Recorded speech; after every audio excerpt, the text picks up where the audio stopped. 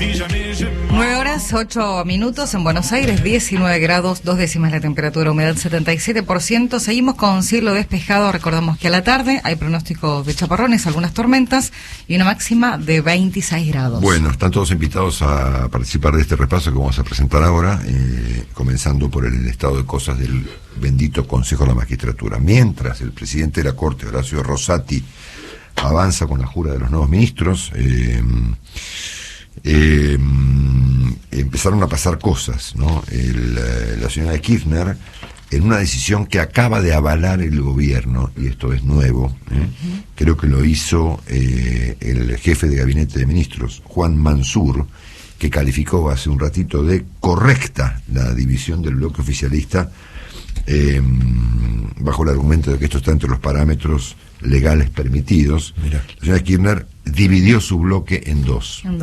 Son 35 senadores, puso 21 de un lado, bajo el nombre de Bloque Frente Nacional y Popular. Y que está compuesto por 21 senadores, entre ellos el legendario José Mayans, de la provincia de Formosa. Sí. Y el otro bloque se va a llamar Unidad Ciudadana, y está compuesto por 14 senadores, entre los que se encuentra, por ejemplo, la senadora mendocina Anabel Fernández Agasti, que fue la que lo llamó Ocupa el presidente. No, esa fue la economista Fernanda Vallejo. Fernanda Vallejo, perdón, me las confundo, mil disculpas. Por lo tanto, ella es ahora la vicepresidenta, era la vicepresidenta de aquel bloque del cual se acaba de ir. Claro. Una cosa bastante simpática. Así que en vez de haber un bloque, hay dos. Y como consecuencia de tener dos bloques, están en condición de reclamar un consejero más. Un consejero más. Bueno. Ante esta jugada, la oposición respondió, esto es un papelón. Sí, a mí me da esta vergüenza ajena tener que describir esto de alguna manera porque usted lo puede entender. La oposición acusó al gobierno de querer robarse directamente un consejero, y el doctor Garay nos explicó esta mañana la relevancia política que tiene este asunto, porque con ese consejero que se están, entre comillas, robando, pueden modificar el comportamiento del Consejo de la Magistratura e influir sobre la designación y la remoción de jueces en la Argentina. Un asunto que evidentemente desespera al kirchnerismo por diversas razones. Yo presumo que no son solamente razones judiciales, ¿no? No, claro. Hay esa razón, ¿no? Que es bastante obvia, sino que hay razones políticas, ¿no? Para influir en la justicia. Y la oposición ha agregado que piensa denunciar a la señora de Kirchner y al presidente de la Cámara de Diputados, Sergio Massa, por este comportamiento. Así que bueno, un papelón, una cosa muy grotesca y sí. Por supuesto, nada de todo esto contribuye a recomponer la confianza en la economía, ni mucho menos. De eso olvídense. Eso olvidaste. A ver, claro. Hay algunas expectativas de los argentinos que no están conectadas con la realidad, ¿no? Yo presumo que lo máximo que la Argentina puede esperar de esta administración es que termine su mandato y eventualmente se sea reelecta o no, y punto, ¿no? Me parece que si algo ratifica este punto de vista es el comportamiento del presidente en las últimas horas con el tema de Venezuela. Esa idea de que, bueno, finalmente el presidente va a reaccionar y va a hacer algo más o menos presentable o distinto a lo que hace, es una cosa que no vale la pena ni gastarse en editorializarla, ¿no? Bueno. En este contexto, el kirchnerismo promueve para un cargo muy importante, que es integrar la Cámara de Casación Penal, a un juez que curiosamente se llama Walter Bento. Sí. Y digo curiosamente porque el juez Bento está procesado por coimas. Bueno. En este caso con B larga, por suerte, el Bento. La legisladora Vanessa Siley es quien aceptó que el juez mendocino Walter Bento se presente a un concurso para la Cámara de Casación Penal, que es, digamos, la corte en el ámbito penal de la Argentina. Así que bueno, también se sabe esta mañana, que lo publicó hoy la señora Lucía Salinas, que le mando un gran beso, que trabaja en Clarín, que el señor Báez hizo 141 visitas a la Quinta de Olivos, Bueno, y que ha tenido reuniones con la señora Kirchner, con el señor De Vido, con los funcionarios del señor De Vido, con José López y demás. Esto ocurre en el contexto de que la UIF y la AFI han pedido desvincular a la señora de Kirchner de la causa de la causa de la ruta del dinero K, ¿no es cierto? Mientras la justicia argentina, mientras la política, mejor dicho, interviene en la justicia en estos términos, en Rosario hubo en las últimas 24 horas por lo menos 6 asesinatos más, ¿no? Obviamente todos ellos en el contexto de la violencia narco que sacude y atraviesa tanto la ciudad de Rosario como la provincia de Santa Fe. Sicarios del narcotráfico, describe esta mañana Germán de los Santos, que es el periodista más especializado en la tragedia rosarina. Hasta quemaron gente dentro de un auto, ¿no? Es decir, realmente son escenas que en algunos casos no hemos siquiera visto ni en las películas, digamos, sobre el narcotráfico. Bueno, esto en cuanto a la situación judicial de la Argentina. Ya lo contó Willy, el dólar subió ayer unos 3 pesitos. Creo que no hay ningún pronóstico de que esto vaya a modificarse demasiado, pero convengamos en que Argentina, con esta tasa de inflación y este nivel de timba, se encamina a una situación complicadísima. Sí, claro. Esto dura, como ustedes saben, algún tiempo. ¿Cuándo se termina? Y ese es el problema, nadie lo sabe, ¿no? Pero este nivel de atraso, estrafalario, atraso cambiario que tiene Argentina respecto a la tasa de inflación, no solamente perjudica a los sectores que exportan, que tienen un tipo de cambio cada vez peor y cada vez menos competitivo, sino que además algún día se revienta, ¿no?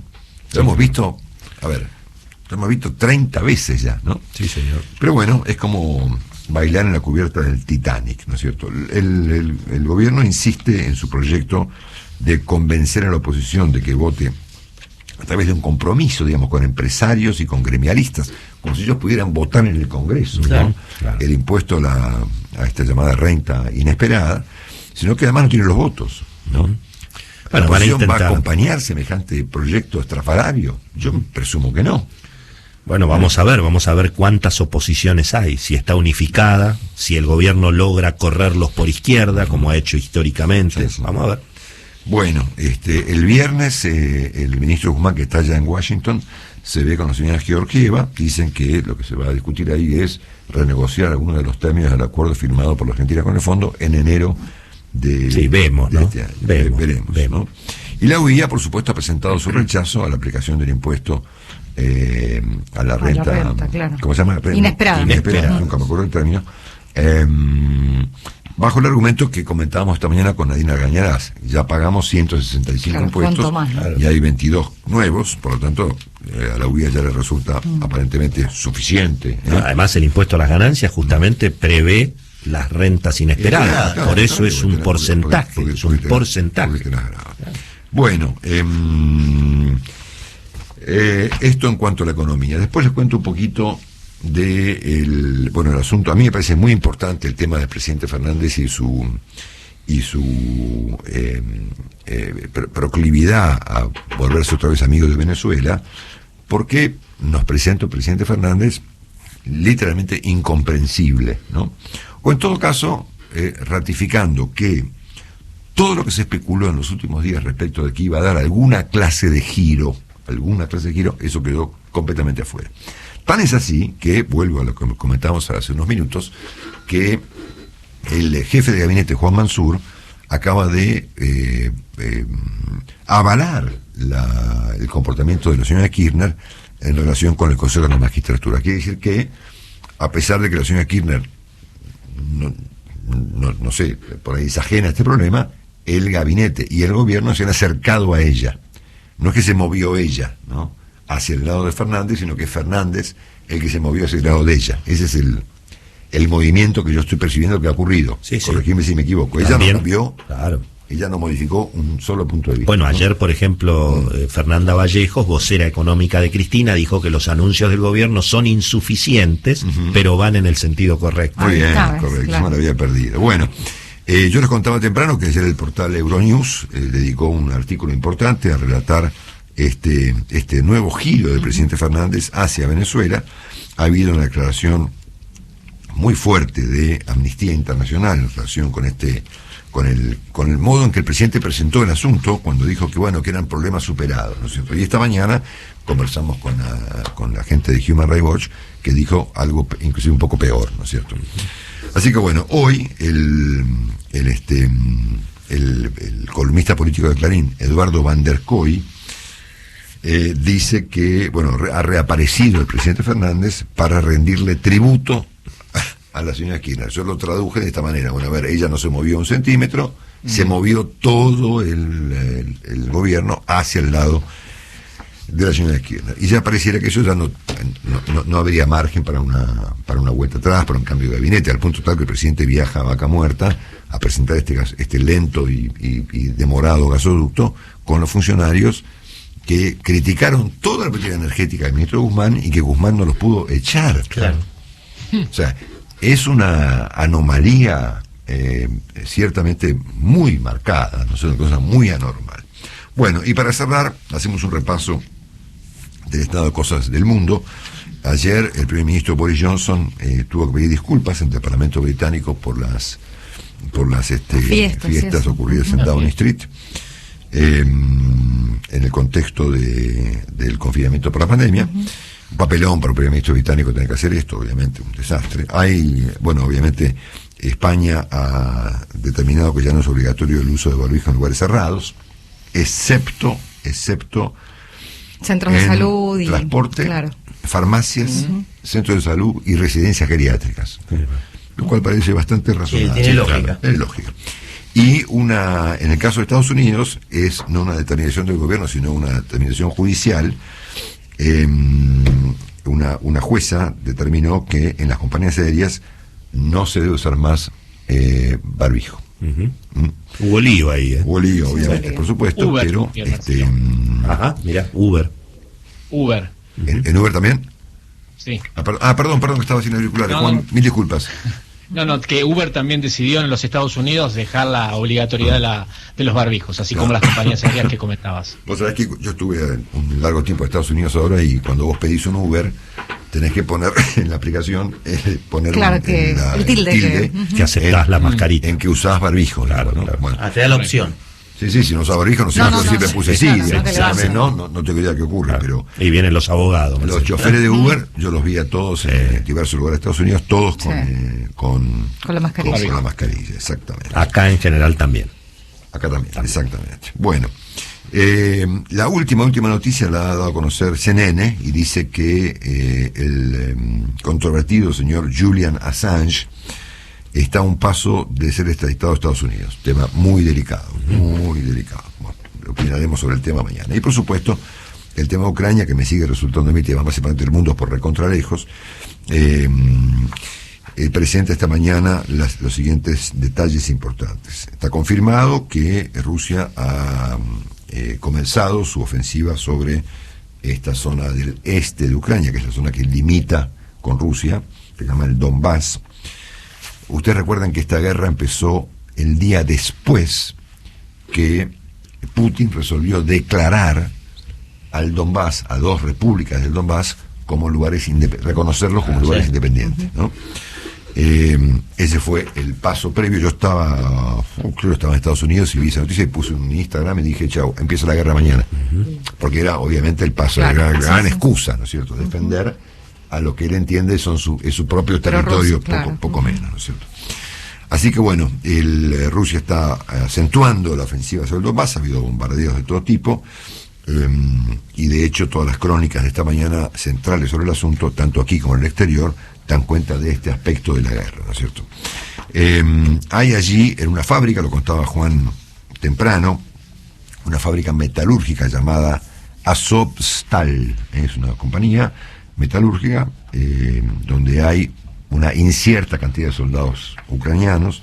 Las crónicas de la BBC son bastante difusas sobre la cantidad de gente que habría allí, dicen 300, 800, 1000, tal vez un poco más, que están eventualmente corriendo el riesgo de que caiga sobre ellos esta llamada mega bomba, la Fab 3000, que es una bomba muy poderosa que penetra todo, búnkers, paredes gruesas, y que deja obviamente un nivel de destrozo alrededor, realmente es muy, muy importante. Esto queda, Azovstal, es el nombre de la compañía, queda efectivamente en la arrasada ciudad de Mariupol.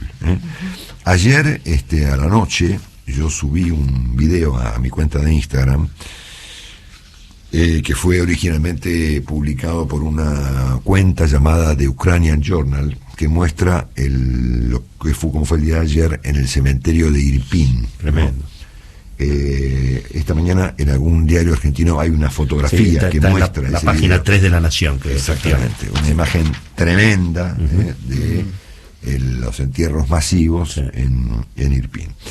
El gobierno del presidente Volodymyr Zelensky le ha pedido, y esto es también escalofriante, le ha pedido, creo que a los japoneses, o sea, Japón y Corea del Sur. Correcto. Japón y Corea del Sur. Gracias, Juan. 200.000 máscaras antigas, porque efectivamente prevén que pueda haber ataques con armas químicas sobre el territorio ucraniano.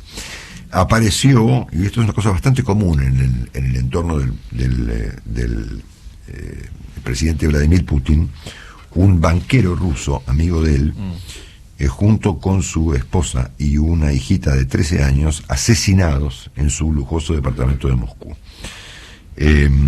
Las crónicas los describen como un fiel aliado del presidente Putin, llamado Vladislav Abayev. Al mismo tiempo hay otro oligarca ruso que está aparentemente en manos ucranianas. Este tipo estaba en Ucrania, lo agarraron, y al mismo tiempo los rusos atraparon a dos militares, o quién sabe qué son, poner que sean militares, británicos, y ayer hubo unos planteos, tanto de este tipo, cuyo nombre no me lo acuerdo, como de los dos soldados británicos, a través de la televisión, se ofrecieron ellos a intercambiarse como detenidos, sí, ¿no? Los británicos no aceptaron. Qué raro, sí. Todo muy raro, obviamente. Pero bueno, porque terminan todos envenenados, ¿no es cierto? Bueno, y al mismo tiempo, y lo comentábamos también temprano con Juan, la posición que ha tomado la industria y los sindicatos alemanes es muy polémica, ¿no es cierto? Porque han dicho que ellos no están en condiciones de cesar en la compra de gas ruso, y argumentaron que las sanciones de la Unión Europea deben enfocarse para presionar a Rusia y minimizar los daños a los países que imponen las sanciones, y dijeron que en la discusión actual no vemos eso. Así que nosotros no vamos a resignar nada, seguiremos comprando gas ruso, arréglense ustedes. Una posición muy antipática en un contexto donde se ven imágenes como por ejemplo la del cementerio de Irpin, con cientos de civiles muertos. El presidente español, que se llama Pedro Sánchez, va a viajar en los próximos días a Kiev. También se espera, veremos, la visita del presidente Biden a Kiev, ¿no? Parece que no va, Marcelo, ¿eh? Parece que no va. Finalmente parece que no va por cuestiones de seguridad, básicamente. Bueno, pero fue Boris Johnson. Sí. No, bueno, hoy estuvo Ursula von der Leyen, va el presidente de la Comisión Europea en el día de hoy. Digamos, han ido muchas personalidades, muchos presidente de Lituania, de los países bálticos. Bueno, no pudo ir el presidente alemán, que obviamente lo prohibió Zelensky, pero digamos, se puede ir normalmente a Kiev. Correcto. Normalmente. Pueden acercarse aquí.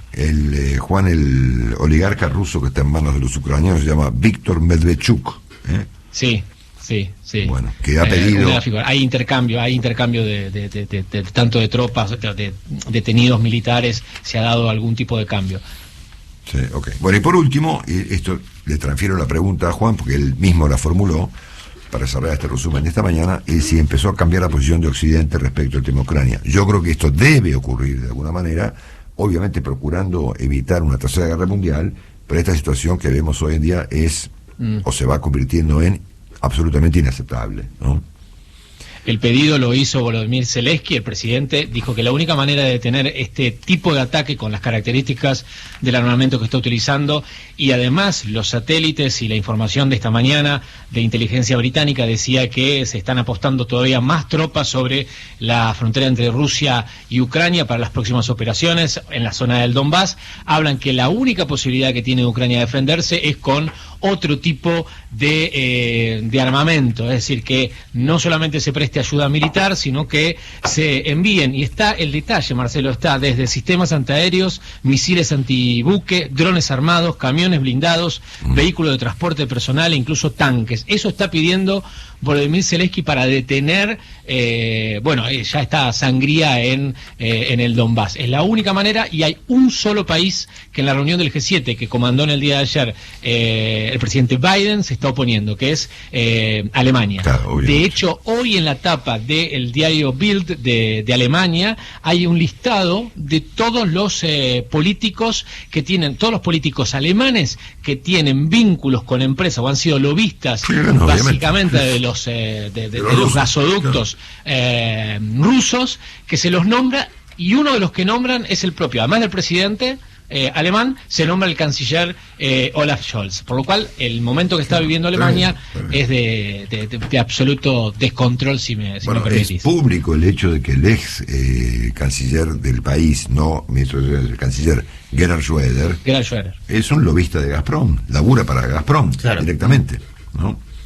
Sí, fue, obviamente canciller, y es de alguna manera el mentor de Angela Merkel. Claro. Es el mentor, lamentablemente, es el mentor, lamentablemente, digo, en esta suerte de equivocaciones políticas, de intereses cruzados. Esta es la situación que se da hoy, el único oponente, el gran oponente. De hecho, hoy en el diario The Times, creo que es The Times, sale directamente en el tema, portada principal, es la acusación del Reino Unido de que Alemania está parando el envío de armamento para terminar, entre comillas, para ponerle un freno a la sangría que está viviendo Ucrania. Gracias, Juan. Bueno, hemos presentado un repaso de todo lo que está ocurriendo en la Argentina y en el mundo en esta mañana de miércoles 20 de abril.